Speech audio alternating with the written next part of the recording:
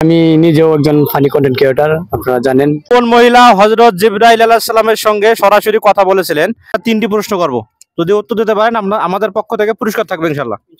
তো প্রথম প্রশ্ন হচ্ছে, কোন নারী বাতাসের ওপর জায়নামাজ বিছিয়ে নামাজ পড়তেন? কোন নারী বাতাসের ওপর জায়নামাজ বিছিয়ে নামাজ পড়তেন?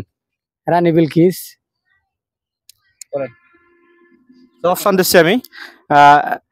রায়হানা বিনতে জায়েদ, উম্মে সালামা, হযরত হাওয়া আলাইহিস সালাম, রাবেয়া বসরি। রাবিয়া বসরি। রাবিয়া বসরি সঠিক হয়ে নেব? জি সঠিক। আলহামদুলিল্লাহ, আমাদের রতন ভাইয়ের অ্যান্সারটি সঠিক হয়েছে আলহামদুলিল্লাহ। তো আপনাদের জন্য দ্বিতীয় প্রশ্ন, হযরত হাওয়া আলাইহিস সালাম পৃথিবীর কোন স্থানে অবতরণ করেন? হযরত হাওয়া আলাইহিস সালাম পৃথিবীর কোন স্থানে অবতরণ করেন? অপশন আরব তায়েফের অঞ্চলে, আরবের মদিনা অঞ্চলে, আরবের আরাফা অঞ্চলে, আরবের উহুদ অঞ্চলে। আরেকবার একটু বলবেন? অপশনটা দিচ্ছে আবারও, আরবের তায়েফে, আরবের মদিনা অঞ্চলে, আরবের আরাফা অঞ্চলে, আরবের উহুদ অঞ্চলে। আরাফা অঞ্চলে। আলহামদুলিল্লাহ, ভাইয়ের দ্বিতীয় উত্তরটি সঠিক হয়েছে আলহামদুলিল্লাহ। তো আপনার জন্য আরেকটি প্রশ্ন, কোন মহিলা হযরত জিবরাইল আলাইহিস সালামের সাথে সরাসরি কথা বলেছিলেন? কোন মহিলা হযরত জিবরাইল আলাইহিস সালামের সঙ্গে কথা বলেছিলেন?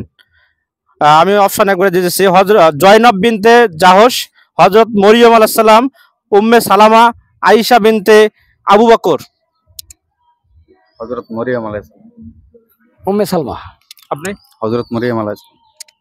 আমি ওইটাই। প্রথমে আবার আপনাকে চান্স দিলাম, আবার চান্স দেওয়া হলো আপনাকে। আরেকবার একটু বলবেন?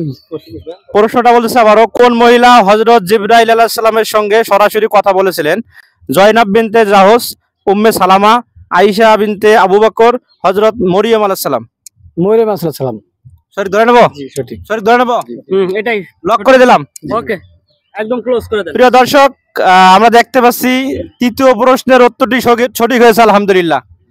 তো আলহামদুলিল্লাহ, আমাদের এনে চারজন ভাই আছে, চারজনেই আলহামদুলিল্লাহ অনেক সাধারণ জ্ঞান আছে আলহামদুলিল্লাহ। আপনারা আগে কখনো এরকম ইসলামিক কুইজে অংশগ্রহণ করেছিলেন? না, আমি আর কখনো করি নাই। কেমন লাগলো? জি ইনশাআল্লাহ খুবই ভালো লাগছে।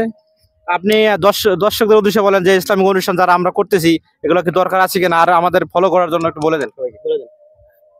আসলে আমি নিজেও একজন ফানি কন্টেন্ট ক্রিয়েটর, আপনারা জানেন। আমি মনে করি ইসলামিক ভিডিওগুলা সবার মাঝে সবচেয়ে বেশি ছড়িয়ে দেওয়া সবচেয়ে ভালো, কারণ আমরা মুসলমান হিসাবে এটা আমাদের দায়িত্ব এবং কাজ। আমি সবাইকে অনুরোধ করব, যারা আমাদের ভিডিও দেখেন সবাইকে অনুরোধ করব ইসলামিক ভিডিওগুলা আমি আবারও বলতেছি আপনাদেরকে ছড়িয়ে দিবেন, সবার মাঝে যেন ইসলামিক ভিডিওগুলা ছড়িয়ে পড়ে। সকলকে ধন্যবাদ। আসসালামু আলাইকুম।